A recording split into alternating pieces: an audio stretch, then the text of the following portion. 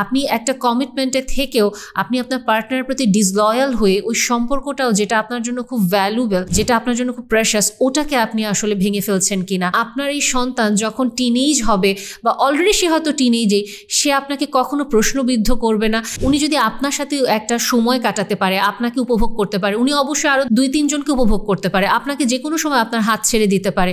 অনেক সময় আমরা কোনো রিলেশনশিপ ট্রমার ভিতরে যখন যাই, হতে পারে কমিটমেন্টেই আছেন বাট খুব সিভিয়ার কোনো আর্গুমেন্ট, কোনো কনফ্লিক্ট অ্যারাইজ করলো, আপনি প্রচণ্ড রকমভাবে ভিন্ডিকটিভ ফিল করছেন বা ফ্রাস্ট্রেটেড ফিল করছেন, লোনলি ফিল করছেন, অথবা কোনো খুব সিভিয়ার হার্ট ব্রেক হলো, অথবা আপনি র্যান্ডম আপনার কোনো রিলেশনশিপে আপনি কোনোদিনও ইনভলভ হতে পারেননি, আপনাকে কন্টিনিউয়াস বুলি করা হচ্ছে, ওখান থেকে আপনি আপনার লোনলিনেস বিট করার জন্য যে কাজগুলো করে থাকি আমরা, one night stand, hook up, এটা একটা খুব কমন একটা ট্রেন্ড হয়ে যাচ্ছে। এবং আপনি যখন প্রচণ্ড ভালনারেবল থাকেন, ওই সময় আপনি প্রচণ্ড ইম্পালসিভ হয়ে যান, আপনার সেন্স অফ সেলফ খুব কম কাজ করে, আপনি ওই মুহূর্তে যে ডিসিশন নেবেন ডেফিনেটলি ওটা কোনো সঠিক ডিসিশন হবে না।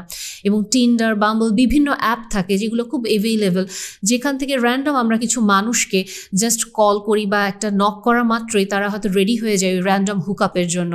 এবং ওই সময়ে যেহেতু আপনার কোনো সেন্স অফ সেলফ কাজ করে না, আপনি হয়তো সারা জীবন একটা ফিলোসফিতে বিলিভ করে এসেছেন, আপনার মোরাল ভ্যালু একটা সিস্টেমকে প্রিচ করে, কিন্তু ওই ইম্পালসিভ মোমেন্টে আপনি হুট করে এরকমভাবে জাস্ট একটা কল করলেন, একটা নক করলেন এবং সিচুয়েশনটা আপনি ক্রিয়েট করলেন, এরপরে আপনি জাস্ট অন্যের কাছে নিজেকে সুপর্দ করে দিলেন। এবং তখন ওই সিচুয়েশনটাকে আরও ট্রমাটিক হচ্ছে নাকি আপনার জন্য আরও কোনো ডিপার পেইনফুল সিচুয়েশন ক্রিয়েট করছে নাকি, ওইটাও আপনি ঠিক ওই মুহূর্তে কন্ট্রোল করতে পারবেন না, কারণ আপনাকে জাস্ট ওই ফ্লোতে চলে যেতে হবে।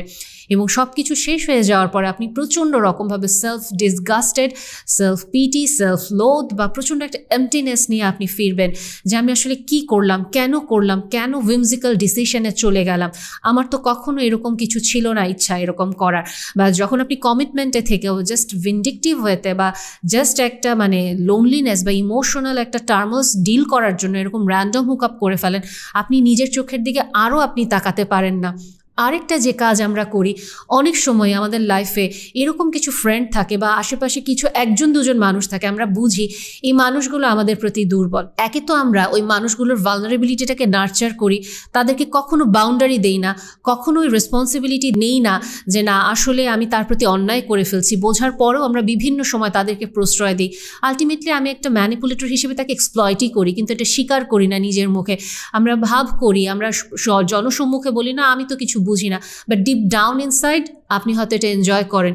ঠিক আপনার ভালনারেবল মোমেন্টেও অনেক সময় যেটা আপনারা করে থাকেন, আপনার রিস্কি সেক্সুয়াল বিহেভিয়ার হিসেবে এই মানুষগুলোকে নক করেন।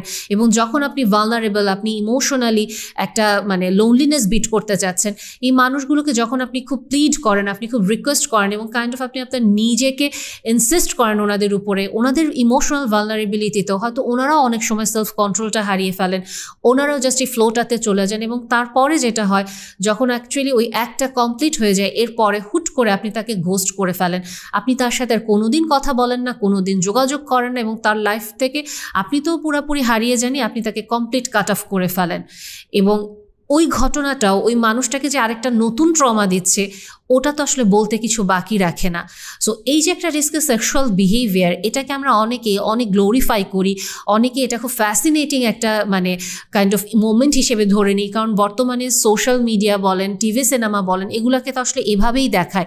কিন্তু নট নেসেসারি, ওরা যেভাবে স্ক্রিপ্ট করে, ওরা যেভাবে সেটটা রেডি করে, আপনার লাইফেও ঠিক এইরকমই কিছু একটা হবে।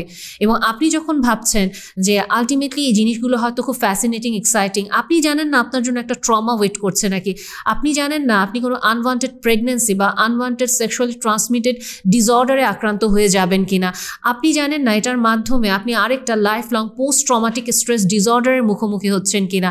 আপনার একটা উইমজিক্যাল ডিসিশন, আপনি একটা কমিটমেন্টে থেকেও আপনি আপনার পার্টনারের প্রতি ডিসলয়াল হয়ে ওই সম্পর্কটাও যেটা আপনার জন্য খুব ভ্যালুয়েবল, যেটা আপনার জন্য খুব প্রেশাস, ওটাকে আপনি আসলে ভেঙে ফেলছেন কিনা।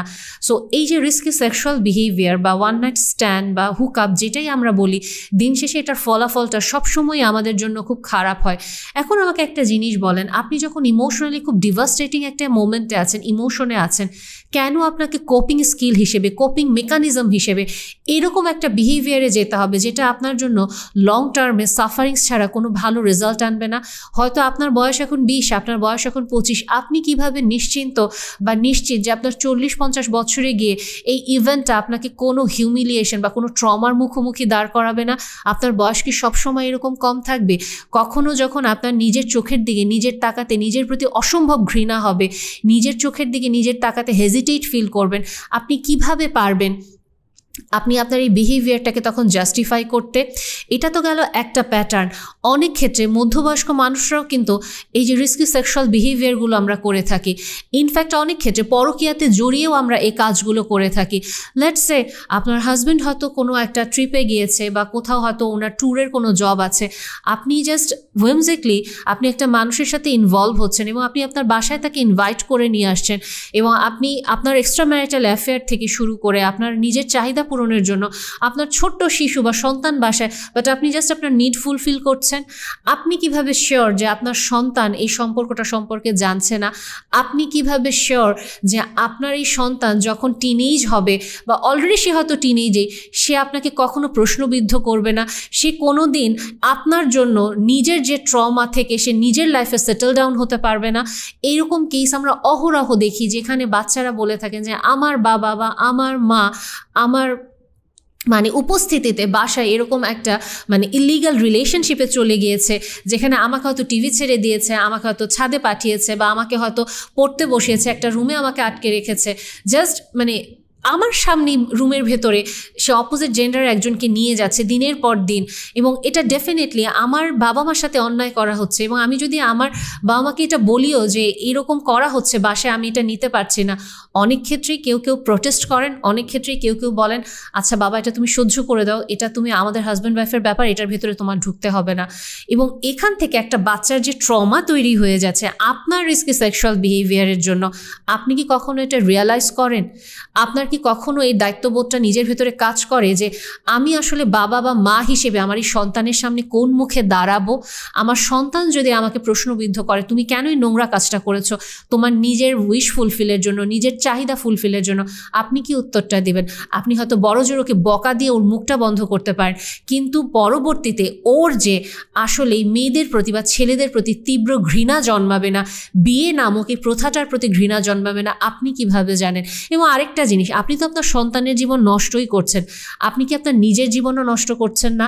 আপনি কি আপনার পার্টনারের সাথে বিট্রেয়াল করে আপনি যেই মানুষটাকে নিয়ে হয়তো একটা রিস্কি মোমেন্টে আপনি একটা এই যে কনসার্ন দিয়ে দিলেন, ইমোশনালি টাইমটা এনজয় করলেন, আপনি কিভাবে শিওর পরবর্তীতে আলটিমেটলি এই মানুষটা আপনাকে কোনো ইমোশনাল ব্ল্যাকমেল করবে না, এই মানুষটা আপনাকে হার্ট করবে না, এই যেই মানুষটার সাথে আপনি অবৈধ সময়টা কাটালেন এই মানুষটা আপনাকে সোশ্যাল হিউমিলিয়েশনের শিকার করবে না? উনি যদি আপনার সাথে একটা সময় কাটাতে পারে, আপনাকে উপভোগ করতে পারে, উনি অবশ্যই আরও 2-3 জনকে উপভোগ করতে পারে, আপনাকে যে কোনো সময় আপনার হাত ছেড়ে দিতে পারে। বাট আমরা যে কাজটা করি আমরা বুঝতে চাই না, আমরা ভাবি যদিও আমরা বিবাহিত এরপরেও আমি অবৈধ সম্পর্কে গেলে কি হবে, সামনের মানুষটা ঠিকই আমার প্রতি কমিটেড থাকবে। বাট আপনি যে কমিটমেন্ট ব্রিচ করছেন, আপনাকে মানুষটা আসলে রেসপেক্ট করে কিনা, ডিপ ডাউন ইনসাইড সে কি আপনাকে বুঝে কিনা যে আপনি আসলে কত শ্যালো মেন্টালিটির একটা মানুষ আপনি জানেন না। হয়তো এই মানুষটা আপনাকে এই মুহূর্তে বলছে ভালোবাসি, বাট ডেফিনেটলি কোনো দিন যদি তার নিজের আসলে লাইফ সেটেল ডাউন করতে যেতে হয় বা সে যদি আসলে নিজের মতো করে একটা সম্পর্ক তৈরি করতে চায়, সে অবশ্যই আপনাকে ছেড়ে যাবে। তার নিজের যদি বোধোদয় হয় ডেফিনেটলি সে আপনার হাতটা ছেড়ে যাবে। তার আপনি নিজেকে আসলে একটা ট্রমার ভিতরেই নিচ্ছেন, কারণ এই অবৈধ সম্পর্কের তো কোনো বৈধতা নেই। এবং এখান থেকেই আরেকটা যে জিনিস খুব ফ্রিকোয়েন্টলি লিভ ইন রিলেশনশিপ, বর্তমানে আমরা খুব অহরহ এটা দেখতে পাই, দুজনকে পছন্দ হচ্ছে, ঠিক আছে আমরা দুজন একসাথে থাকা শুরু করব। এবং এখানে আপনার কি মনে হয় যে মানুষ হিসেবে আপনার যে মানুষ হিসেবে আপনি যে একটা সুপিরিয়র ক্রিয়েশন, এখানে কি এটা রেসপেক্ট করা হয়, নাকি কাইন্ড অফ আপনাকে এখানে পণ্য হিসেবেও ব্যবহার করা হয়, বা কাইন্ড অফ বলা যেতে পারে যে কিছু ট্রায়াল প্রোডাক্ট হিসেবে দেয় না, যে আচ্ছা ঠিক আছে দেখো এটা তোমার ভালো লাগে নাকি, যদি ভালো লাগে দেন এটা তুমি পার্মানেন্টলি এটা তুমি একটা বড় কিছু কিনে ফেলো, ইনভেস্ট করো, আর ভালো না লাগলে এটাকে তুমি ছেড়ে চলে দিয়ে এসো। সো যারা আপনি লিভ ইন রিলেশনশিপে আছেন, আপনার কি নিজেকে মনে হয় না আপনি এরকম একটা টেম্পোরারি ট্রায়াল প্রোডাক্ট? কারণ আপনার পার্টনার আপনার সাথে কোনো কমিটমেন্টে নাই, ওনার যখন ইচ্ছা আপনার চেয়ে বেটার অপশন পেলে উনি জাস্ট মুভ অন করবে, আপনাকে উনি সুইচ করে ফেলবে, আপনি ওনাকে আটকাতে পারবেন না, না তুমি তো আমাকে কথা দিয়েছো একসাথে থাকবো না, এই সম্পর্কে বেসিকলি কোনো কমিটমেন্ট নাই।